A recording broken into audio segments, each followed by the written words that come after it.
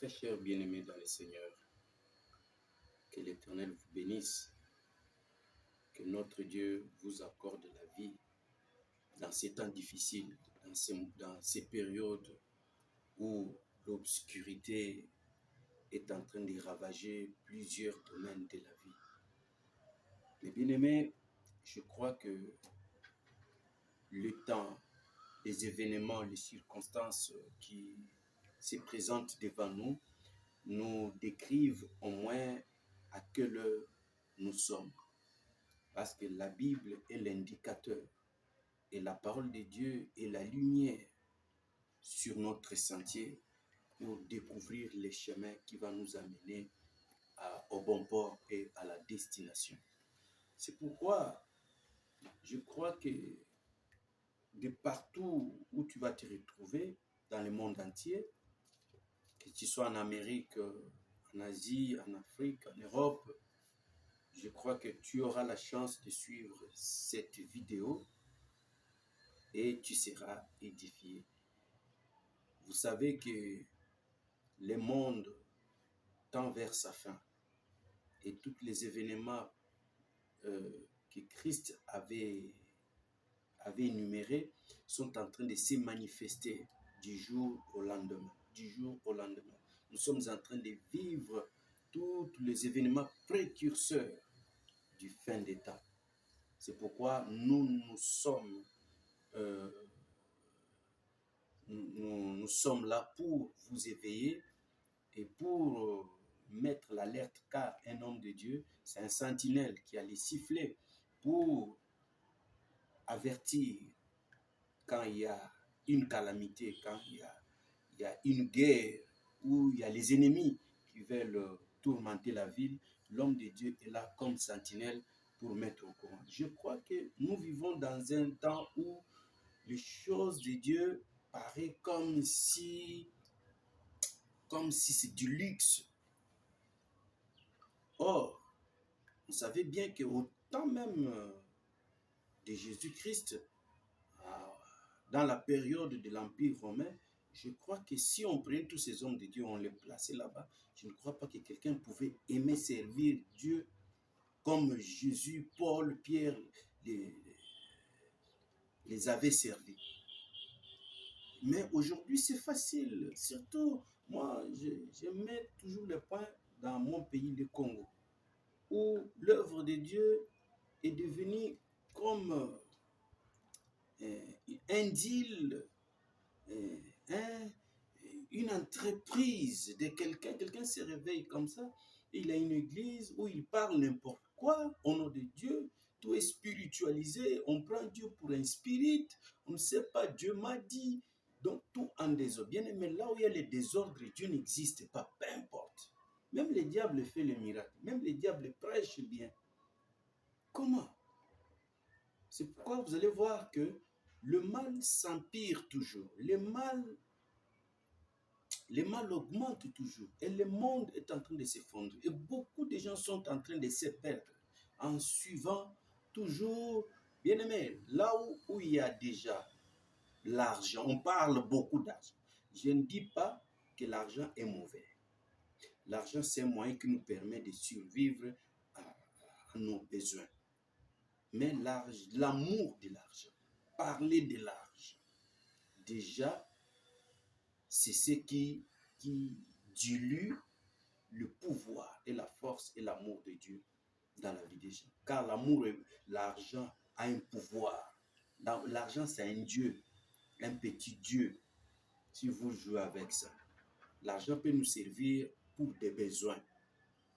Mais quand l'argent commence à conquérir ton cœur, mais il y a beaucoup qui ont de l'argent, mais ils n'ont pas la vie. Mais les petits souffles de vie que moi j'ai ici, ça ne s'achète nulle part ailleurs. C'est là où je commence à examiner et à vouloir contempler la grandeur de ces dieux qui m'a mis aujourd'hui dans ce monde. Je ne dis pas que l'argent est mauvais, mais je dis qu'aujourd'hui, l'œuvre de Dieu est diluée. L'argent fait perdre. Quand un homme de Dieu qui parle que de l'argent, d'abord, quand on parle déjà de l'argent, on va voir l'argent engendre quoi? Il engendre quoi ça? La corruption, le vol, l'envie. Là, on parle toujours d'argent. Vous allez à l'église, c'est comme si tu n'as pas l'argent, il ne faut pas même y aller là-bas. Mais c'est pourquoi je suis lire, Dieu m'a ouvert les yeux dans le livre d'Ésaïe, où nous allons lire dans Ésaïe chapitre 1, mais nous prenons le 15e verset, où la Bible dit que, d'abord l'histoire ici, c'est le prophète Ésaïe, c'est un prophète que Dieu avait appelé pour prophétiser sur Israël dans 3 séquences. La première prophétie intéressait Israël parce qu'Israël s'est dérouté à cause de l'argent. Les hommes de Dieu, la corruption, tout le monde aimait s'habiller bien, tout le monde aime être dans de bonnes conditions de vie. Et c'est dans cette situation que le prophète, si vous commencez par le premier verset, le premier chapitre, le premier verset jusqu'ainsi de suite, vous allez voir comment Dieu est en train de tirer l'oreille aux incalcitrants, aux rebelles, à ces gens qui se sont perdus. Donc, les gens qui ont fait les méli-mélo, ils ont mélangé l'œuvre de Dieu. Bien aimé, l'œuvre de Dieu reste toujours la justice, l'amour. C'est pourquoi, partant de tous ces péchés, Israël a dérouté. Il est allé embrasser plusieurs rites qui l'éloignaient de son papa, de son père, qui est l'Éternel Dieu des armées. Alors la puissance de Dieu ne pouvait plus se manifester. Vous savez que les conséquences de s'éloigner de Dieu, c'est la détresse, c'est la guerre, c'est les troubles. Alors, la deuxième séquence de ces messages, c'est en post-exil, où il prophétisait pour ces Israélites qui étaient déjà en exil et leur montrer qu'un jour, Dieu va vous délivrer. Dieu va vous construire une demeure de sûreté, de protection, et vous serez tous protégés par votre Dieu. Vous ne manquerez de rien. Et troisième, c'est montrer comment une nouvelle terre, ce sont des prophéties qui sont eschatologiquement aussi et christologiquement aussi.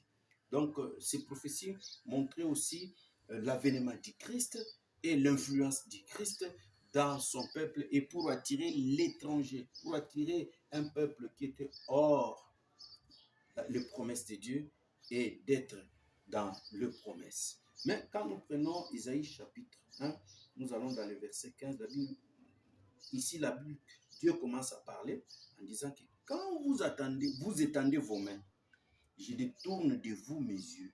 Et quand vous multipliez les prières, je n'écoute pas, vos mains sont pleines de sang. Vous vous tuez, vous entretuez et vous venez prier. Vous pouvez tuer comment? Aujourd'hui, les sangs, tuer quelqu'un, ce n'est pas seulement prendre l'épée ou tirer avec l'arme à feu. Vous pouvez tuer quelqu'un juste spirituellement, en lui offrant un message cruel. Parce que le message, c'est une nourriture. Dès que vous avez empoisonné la parole ou le message, et celui qui va l'emmagasiner, celui qui va l'auditionner, c'est quelqu'un qui les consomme. Donc, il consomme ces poisons-là. Donc, une parole de Dieu masquée, c'est comme le diable. Quand le diable est venu vers Ève, il avait empoisonné les messages. Les messages, la forme, vous voyez que c'est Dieu, mais le fond, ce n'est pas Dieu. Il y a du poison à l'intérieur. C'est pourquoi, ici, vous allez voir que Dieu dit que quand vous étendez vos mains, je détourne mes yeux. Ah, si je pouvais que me limiter par là, j'aurais à te dire que je prie pour que les yeux de l'Éternel ne se détournent pas de toi, que l'Éternel te regarde. Et quand il te regarde, il va écouter ce que tu vas, ce que tu vas lui dire. et que les yeux de l'Éternel se focalisent sur toi pour qu'il écoute ta prière. Et même si vous levez vos mains, je ne tiens pas compte car vos mains sont remplies du sang. Donc c'est pour vous allez voir que beaucoup de gens prient, mais ils ne reçoivent rien. Le pasteur nous appelle à l'église, c'est lui qui gagne, c'est lui qui a beaucoup d'argent. Il parle de prophéties, de prospérité, de beaucoup de choses. Alors que nous devons d'abord rentrer vers le véritable Dieu. Le véritable Dieu n'appelle pas des gens pour payer un miracle, pour payer la grâce. On a scellé quelque chose. On a scellé l'homme de Dieu. C'est lui qui va donner comme ça. C'est celui qui est de 5 personnes que je... Non, non, non, non, non. D'abord, vous devez accueillir le Christ dans ton cœur. Que cette parole puisse habiter dans ton cœur. Car quand cette parole habite dans le cœur de quelqu'un, automatiquement ça rase toutes les antivaleurs, tous les mal, le rancœur, la haine, la jalousie. Comment toi qui veux avoir les miracles, toi qui veux que ta vie change, mais tu as le rancœur, tu es rancunier, tu es quelqu'un de mauvaise vie, tu ne supportes pas. Vous allez lire vous-même à la maison, dans Isaïe ici, vous allez voir que la Bible dit ceci. Et que dans Isaïe chapitre 1, le verset 10, il dit, écoutez la parole de l'Éternel, chef de Sodome, prêtez l'oreille à la loi de notre Dieu. Peuple de Gomorrhe, qu'ai-je à faire de la multitude de vos sacrifices, dit l'Éternel. Je suis rassasié des holocaustes, des béliers, des graisses de vous. Je ne prends point plaisir au sang des taureaux, des brebis, des boucs. Quand vous venez vous présenter devant moi, qui vous demandez d'essuyer mes parvis, cessez d'apporter des vaines offrandes. J'en ai en horreur l'encens, la nouvelle lune, les sabbats. Je ne puis voir les crimes s'associer aux solennités. Vous voyez? Donc tout ça, ça ne sert à rien. L'argent donné, il vous sera donné, tout comme ça là. Je le répète encore, je ne dis pas que l'argent est mauvais. Juste, je voulais vous informer que, premièrement, vaut mieux mourir avec Dieu que mourir à côté de l'argent. L'argent ne procure pas la paix. Ne procure pas la paix. Vous pouvez en avoir beaucoup. Ça vous donne seulement le goût d'être dans le monde, de vivre, de manger. Oui, les péchés goûtent beaucoup. Même des bons chrétiens aussi ont beaucoup d'argent. Mais quand tu as déjà Christ et beaucoup d'argent, tu sauras que Christ va orienter ton argent. Mais quand tu as Christ, mais tu n'as pas, quand tu as beaucoup d'argent, mais tu n'as pas Christ, c'est là où il y a les problèmes. C'est pourquoi, mes bien-aimés, je vais prier pour toi. Je vais implorer la grâce divine. Moi, mon souci est que tu reçoives le véritable Christ dans ton cœur. Que ton cœur soit envahi, mais n'a pas Christ. Et que tout ce que tu feras, que tu sois en accord avec les ciels. Et que les ciels soient d'accord avec toi. Parce que nous sommes vers le temps de la fin. Nous sommes vers le temps où le diable s'est levé pour disperser, pour récupérer beaucoup de gens et les amener dans l'enfer. Pour leur montrer, voilà comment toute chose devient beau. Tout le monde devient beau, le beau téléphone, de bonnes choses pour écarter les gens, même à lire la Bible. Vous lisez la Bible combien de fois? Quand vous priez combien de fois? La prière commence à baisser. Les gens veulent maintenant aller dans des spectacles religieux, bien habillés, se voir, des voitures, tout ça. Ce n'est pas mauvais. J'ai bien dit, ce n'est pas mauvais.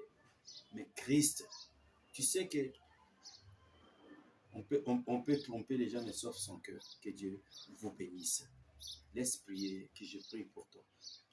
Au nom tout-puissant de Jésus-Christ, Seigneur, j'écarte tous les obstacles qui pouvaient survenir, tous les vents violents, impétueux qui pouvaient s'abattre dans la vie de mon frère, ma soeur qui m'écoute, afin de les dérouter de la vraie voie. Seigneur, je les désoriente au nom de Jésus-Christ.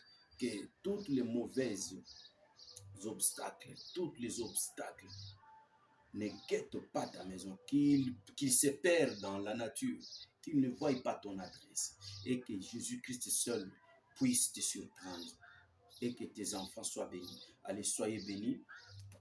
Allez-y, prospérez et développez-vous.